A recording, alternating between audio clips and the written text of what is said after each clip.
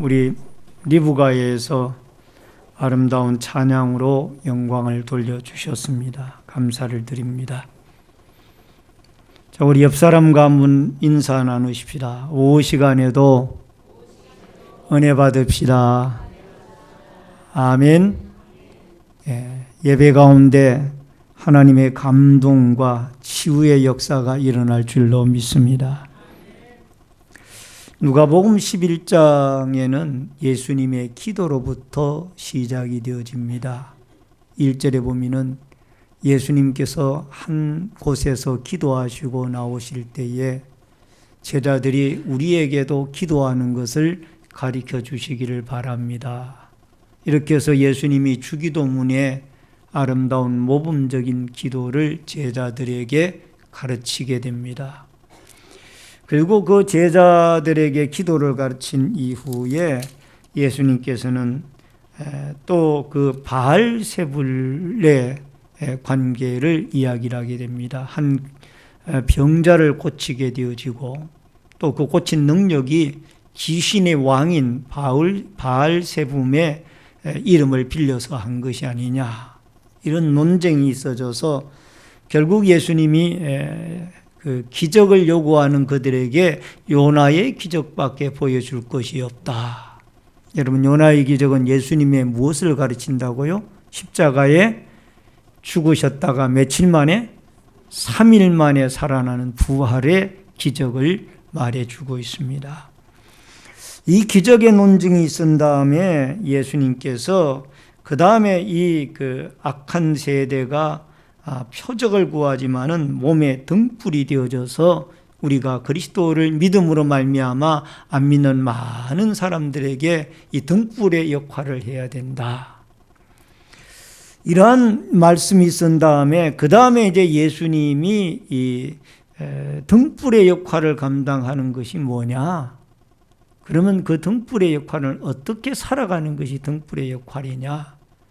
이것을 제자들에게 교훈하기 위하여 여기에 바리새인들과 율법 교사들을 꾸중을 하시면서 제자들에게 진정한 하나님 앞에 등불이 무엇이고 진정한 하나님 앞에 올바른 신앙생활이 무엇인지를 진술을 그들에게 가르치게 되어지는 겁니다. 여기에 목적은 이 바리새인들과 율법 교사들을 책망하는 것이 목적이 아니라 그들의 꾸중을 통해 가지고 바로 돌아오게 할 뿐만 아니라 옆에서 있는 많은 제자들과 무리들에게 이 예수님의 등불이 되어지고 또 예수님 그리스도 앞에 구원받은 성도들이 어떻게 이 세상에 살아가야 될 것인가를 우리에게 가르치는 올바른 진리의 말씀으로 여러분과 제가 이해를 해야 될 줄로 믿습니다.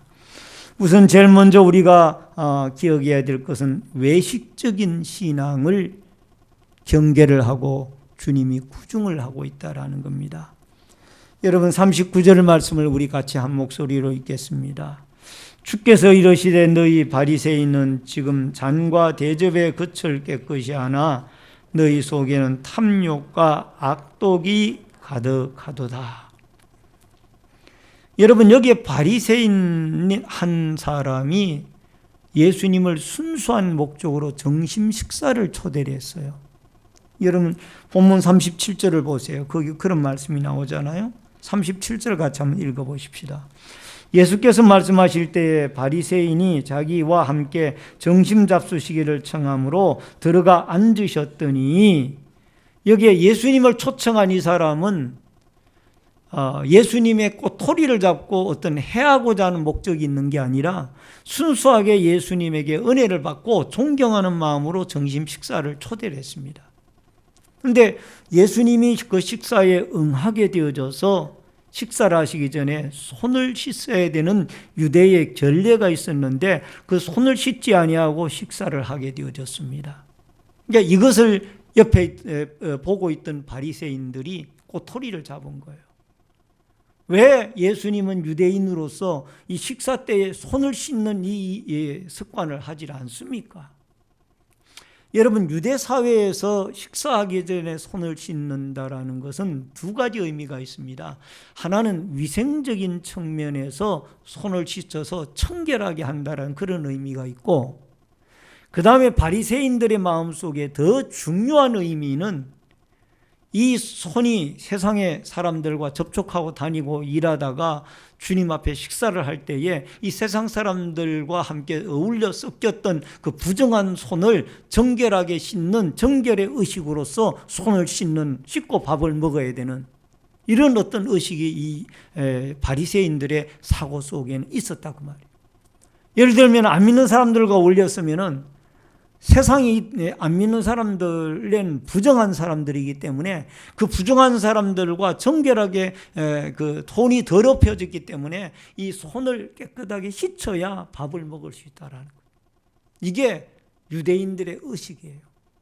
그런데 예수님이 이걸 안 지킨다고 해가지고 바리새인들이 왜 손을 씻지 않고 밥을 먹느냐? 예수님에게 어떤 이 문제를 꼬투리를 잡은 거예요. 38절에 보니까 잡수시기 전에 손 씻지 아니하심으로 그 바리새인이 보고 이상히 여기는지라.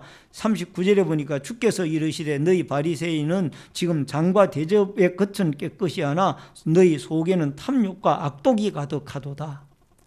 이 겉으로 이 손 씻고 이게 중요한 게 아니라 더 중요한 것은 너희 마음의 탐욕과 악독이 가득한 그 마음의 죄를 씻는 것이 더 중요하다. 그러니까 이것은 바리새인들의 외식적인 신앙관을 꾸중을 하고 책망을 하는 거예요. 여러분, 바리새인들은 42절을 보면 얼마나 그들이 외식을 좋아했는지, 외식이란 말은 바깥에 나가서 음식을 먹는 그 외식을 말하는 것이 아니라 여기에 외식은 무엇을 말하는 거 하니 어떤 형식적인 그런 어떤 신앙생활을 의미하고 있습니다. 남들에게 보이기 위해서.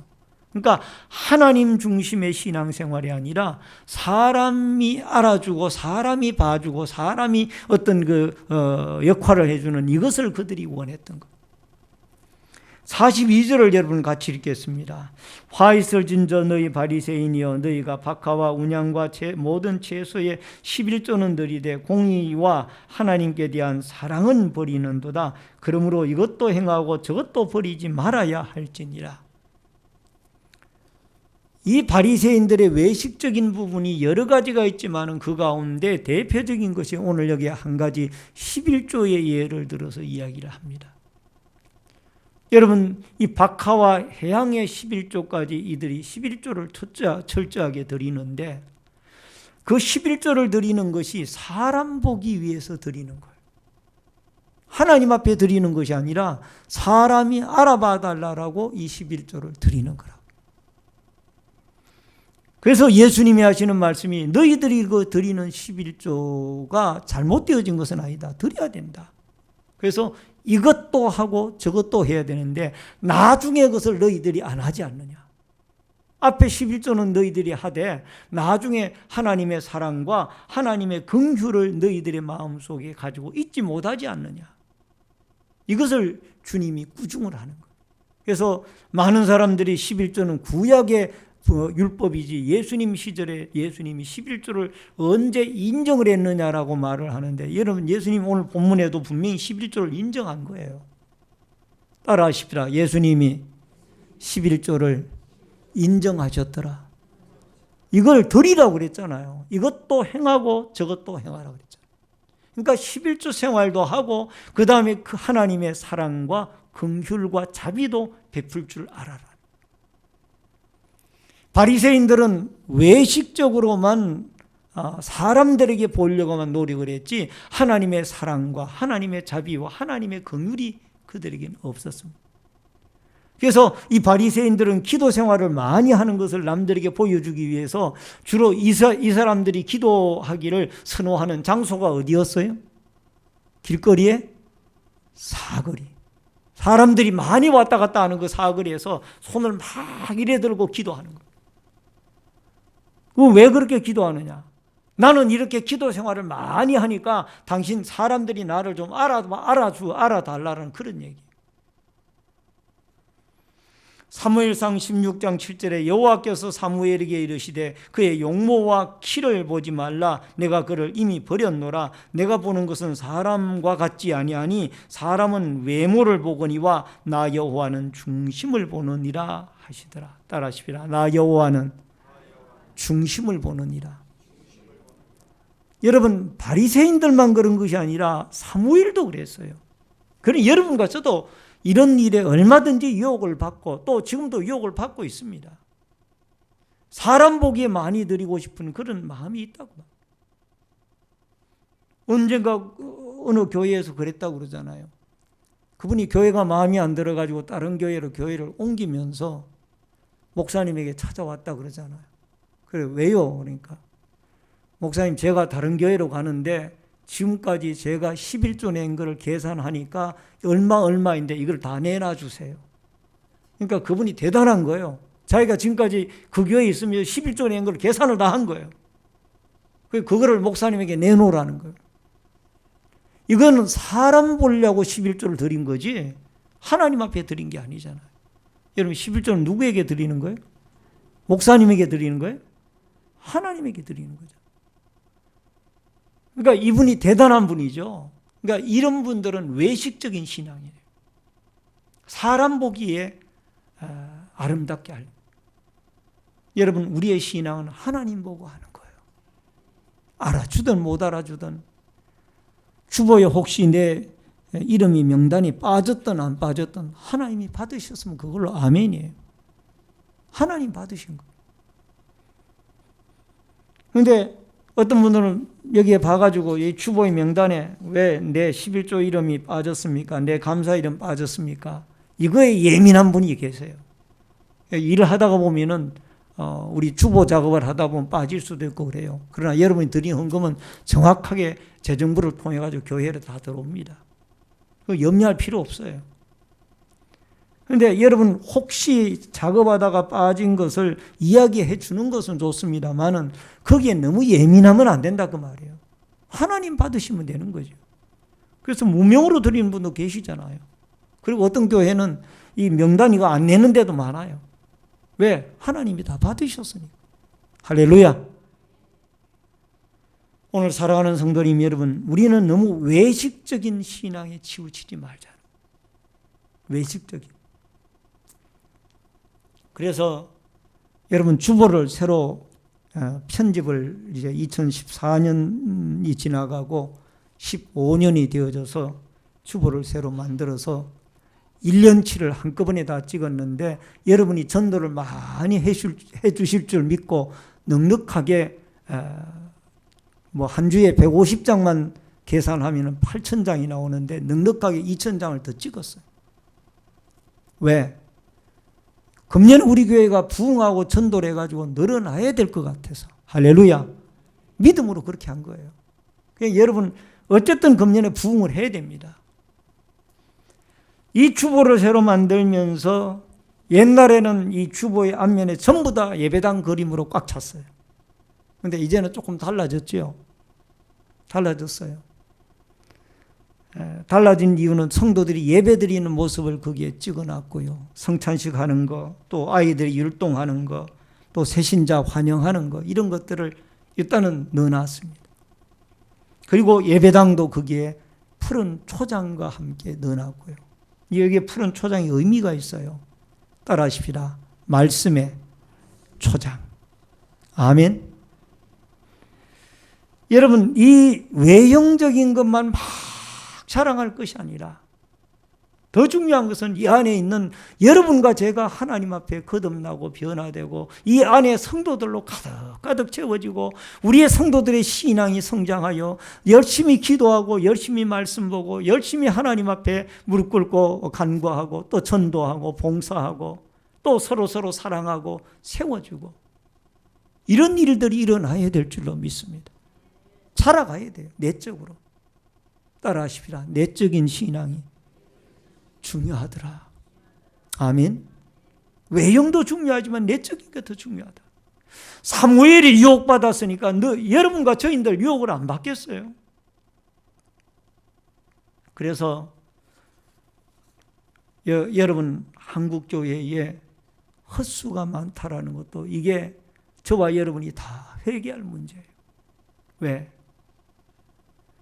외형적으로 자꾸 우리 교회는 크다 이런 거를 자꾸 알리기를 원하잖아요. 큰 교회 나가시는 분들 물으면은 당신 어느 교회 나가세요? 예, 어느 교회 나갑니다. 그러면 좋은데, 예, 우리 교회는 몇만 명 모이는 교회예요. 묻지도 않았는데 그 말 한다고 말이에요. 이건 외형주의예요. 외형주의의 신앙으로 우리가 물들어 있습니다. 이건 성도들만 나무랄 것이 아니고 지도자들에게도 책임이 있다고 저는 생각합니다. 우리 교회에 몇만 명 모이는 그게 중요한 것이 아니라 내가 하나님 앞에 얼마나 바른 신자로 올바로 커가고 있느냐, 이게 더 중요한 줄로 믿습니다. 이게 더 중요해요. 그렇다고 교회가 자라지 않으면 안 된다는 얘기는 아니에요. 자라야 됩니다. 자라야 되지만 더 중요한 것은, 몇만 명 모이는 것보다 더 중요한 것은 당신의 신앙이 똑바로 서 있느냐. 이게 중요하다. 이게 중요해요. 여러분, 대형교회를 선호하는 분들이 여러 가지 이유가 있어요. 시설이 좋아서, 설교가 좋아서, 여건이 좋아서, 또 거기에 다니면 여러 가지 어떤 프라이버시가 있어서. 근데 그 큰 교회를 선호하는 사람들 가운데 또 한 종류의 사람이 있어요. 그게 뭔가 하니, 이름도 또 내 이름 석자도 알려지는 것이 싫어가지고 그냥 왔다 갔다 하는 그 편한 신앙생활이 좋아가지고 큰 교회를 찾는 사람들이 상당히 많아졌어요. 내가 알려지는 게 싫다고 말이에요. 그냥 예배당에 와서 등록을 하는 둥 마는 둥, 그냥 나를 알아주는 사람 없이 그냥 그렇게 없는 둥 있는 둥 지내고 싶다. 이거는 믿음 생활을 적당히 하고 싶다는 얘기예요. 다 그런 건 아니지만 그런 신자들이 많아졌다 그 말이에요. 이건 외형주의 신앙이고 또 형식주의 신앙으로 흐르고 있습니다. 따라하십시다. 나 여호와는 중심을 보느니라. 아멘. 하나님은 중심을 본다 그 말이에요. 오늘 사랑하는 성도님 여러분, 여러분과 제가 우리의 중심을 보시는 여호와 하나님을 바라보고 그 하나님을 위하여 충성하고 그 하나님에게 예배드리고 그 하나님을 찬양하고 그 하나님께 봉사하고 누가 알아주든 못 알아주든 그 하나님을 위하여 헌신하고 그 하나님을 위하여 예물드리고 이렇게 살아가는 여러분과 제가 되어질 때 주님은 다 기억해 주시고 갚아주시고 축복해 주실 줄로 믿습니다. 또 하나는 바리새인들의 명예욕을 꾸중을 하고 있습니다. 43절을 같이 한번 읽겠습니다. 다 같이 읽습니다. 화 있을 진저 너희 바리새인이여, 너희가 회당의 높은 자리와 시장에 문안받는 것을 기뻐하는도다. 여러분, 이 바리새인들에게 또 하나 여기에 지적할 것이 있는데 그게 뭔고 하니, 회당의 높은 자리에 앉는 것을 좋아하고 시장에서 문안받는 것을 좋아한다. 따라 여러분 한번 여쭤보십시다. 시장이란 곳이 특징이 뭡니까? 사람들이 많이 오가는 거예요. 사람들 없는 데서 문안받는 것이 아니라 사람들이 많은 곳에서 인사받고 문안받는 걸 이 사람들이 좋아하는 거예요. 이거는 명예욕이에요. 명예욕. 여러분, 명예욕에서 자유로울 사람이 몇 사람이나 있을지 참 어려운 문제입니다. 여러분과 저에게는 다 명예욕이 있다고 말이에요. 이 명예욕이 어린 학생들에게까지 전염이 되어져서 반장 선거를 할 때에도 자기 PR을 하잖아요. 어떻게든지 반장에 당선되려고 표를 많이 얻어가지고. 이게 지금 우리의 현실이라고 말이에요. 따라하십시다. 명예가 중요한 것이 아니라 주님의 겸손을 배웁시다. 아멘. 높아지고자 하면 낮아지고 낮아지고자 하면 높아지느니라. 빌립보서 2장 5절로 7절, 5절로 8절 우리 영상 자료를 보고 같이 한번 읽으십시다. 시작. 너희 안에 이 마음을 품으라. 곧 그리스도 예수의 마음이니 그는 근본 하나님의 본체시나 하나님과 동등됨을 취할 것으로 여기지 아니하시고 오히려 자기를 비워 종의 형체를 가지사 사람들과 같이 되셨고 사람들의 모양으로 나타나사 자기를 낮추시고 죽기까지 복종하셨으니 곧 십자가에 죽으심이라. 아멘. 여러분, 예수님의 겸손의 마음은 하나님의 보좌를 버리시고 낮고 천한 이 땅에 오신 것만 해도 겸손인데 죄 있는 사람의 모양을 입고 죄 없으신 예수님이 이 땅에 오셔서 십자가에 죽으신 거예요. 그러면서 예수님이 하시는 말씀이 따라 하십시다. 나는 마음이 온유하고 겸손하니 나의 멍에를 메고 내게 배우라. 예수님은 이렇게 제자들에게 말씀해 주셨어요. 예수님의 마음은 온유하고 겸손한 마음. 너희들이 나의 멍에를 메고 내게 배워라. 마태복음 4장 5절로 6절에 이에 마귀가 예수를 거룩한 성으로 데려다가 성전 꼭대기에 세우고 이르되 내가 만일 하나님의 아들이거든 뛰어내리라. 마귀가 예수님을 40일 금식 기도를 마치고 돌아왔을 때에 마귀가 예수님을 시험할 때에 마귀의 명예심을 가지고 시험을 합니다. 높은 꼭대기에서 뛰어내리라. 그 다음에 모든 사람이 너에게 절을 할 수 있도록 이런 어떤 명예심을 가지고 자꾸 이 예수님을 갖다가 시험을 하는 거예요. 마귀가 이런 시험을 예수님에게만 하겠어요? 여러분과 저에게도 하는 거예요. 네가 최고다, 네가 최고다, 네가 최고다라고 자꾸 우리의 마음에 교만한 마음을 부추기는 거예요.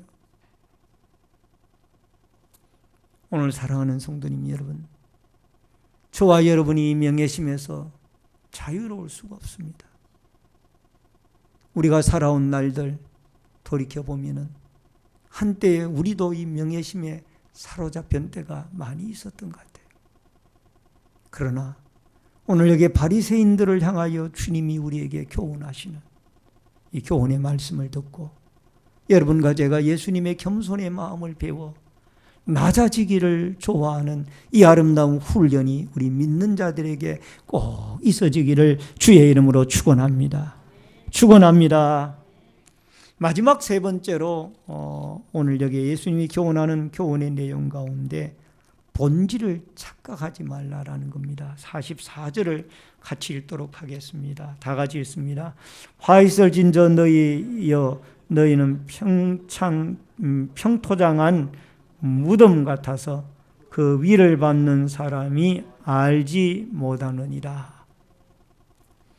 여러분, 평토장한 무덤 같아서, 무덤은 우리나라 무덤은 이 봉우리가 대체적으로 있잖아요. 요즘은 뭐 낙골당에 가서 이렇게 항아리에 고인의 유골을 이렇게 어떤 과정을 거쳐가지고 이렇게 모십니다만은 어떤 그 옛날에 땅에다가 이렇게 무덤을 쓰게 되어졌을 때에, 모시게 되어졌을 때에 항상 봉우리를 이렇게 만들잖아요. 근데 이게 평토장한 무덤과 같다라고 그랬습니다. 이거는 평토장한 무덤이라면은 땅하고 평평하다 그 말이에요. 그래서 무덤인지 무덤이 아닌지 밟고 다니는 사람은 모르는 거예요. 그러나 그 속에는 뭐가 있어요? 썩은 시체가 있다는 거죠. 이게 예수님이 지금 하시는 말씀이네요. 이거는 마태복음 23장 27절에 보면은 회칠한 무덤과 똑같은 비유입니다. 화 있을 진저 외식하는 서기관들과 바리새인들이여 너희는 선지자들의 무덤을 만들고 외인들의 그 비석을 꾸미며 이르되, 이 회칠한 무덤이라는 것은 무덤에 회칠을 했다 그 말이에요. 회칠을 해가지고 하얗게 보여서 아름답게 보이면 그 속에는 시체가 들었다는 거예요. 똑같은 얘기입니다. 그러니까 이 바리새인들이 지식을 가지고 자기들이 잘 믿는 것 같은데 실제적으로 그 속에는 어떤 잘못된 신앙들이 들어있다라는 거예요. 겉으로 보기에는 잘 믿는 것 같은데 그 속에는 잘못된 믿음들이 들어가 있다라는. 잠언서 9장 1절에 보면 지혜가 그 집을 짓고 7 기둥을 다듬고 라고 그랬는데 이들에게 지혜가 부족하다고 하면 지혜가 뭐냐? 잠언서 1장 7절에 보면 여호와를 경외하는 것이 지혜의 근본이오늘. 따라하십시다. 여호와를 경외하는 것이 지식의 근본이오늘. 여호와를 경외하는 것이 뭐냐면 예수 그리스도를 믿는 거라고 말이에요. 이것이 그들에게 없으니까 그들은 올바로 믿는 줄로 착각 속에 살아가는 거예요. 평토장한 무덤과 같고 회칠한 무덤과 같이 속에는 잘못된 신앙들이 들어있다라. 겉으로는 잘 믿는 것 같은데. 그래서 중요한 것은 고린도전서 11장 1절을 우리 다 같이 크게 한번 읽겠습니다. 시작. 머리를 들고 눈을 똑바로 뜨시고 시작. 내가 그리스도를 본받은 자가 된 것 같이 너희도 나를 본받는 자가 되라. 할렐루야. 우리 누구를 닮아가야 된다고요? 예수 그리스도를 닮아가야 돼. 바울이 예수 그리스도를 본받은 같이 너희도 나를 본받는 자가 되라. 결국은 예수를 닮아가라고 말이에요. 따라하십시다. 겉에도 예수님이요, 속에도 예수님이 계셔야 되더라. 아멘. 그래야 여러분과 제가 이 사회의 등불의 역할을 감당할 수 있는 거예요. 오늘 사랑하는 성도님 여러분, 우리가 잘 믿는 것 같지만은 우리의 속사람이 날마다 정결해져야 되고 예수의 피로 씻기움을 받아야 될 줄로 믿습니다. 그리하여서 날마다 우리 마음 가운데 이런 어떤 외식적인 신앙을 버리고 또 명예욕에 사로잡혀 가지고 살아가는 이런 마음도 우리가 벗어버리고 우리 마음속에 겸손한 믿음을 가지고 하나님을 높이고 하나님을 찬양하고 하나님을 영화롭게 하는 이 복되고 아름다운 축복의 역사들이 여러분과 저에게 꼭 있어져서 예수님 닮아가고 예수님 속이나 겉이 다 예수 그리스도로 충만하여져서 예수님의 밝은 등불을 이 세상에 비추고 살아가는 이 축복과 은혜의 역사가 여러분과 저에게 꼭 있어지기를 주의 이름으로 축원합니다. 축원합니다. 우리 다 같이 일어서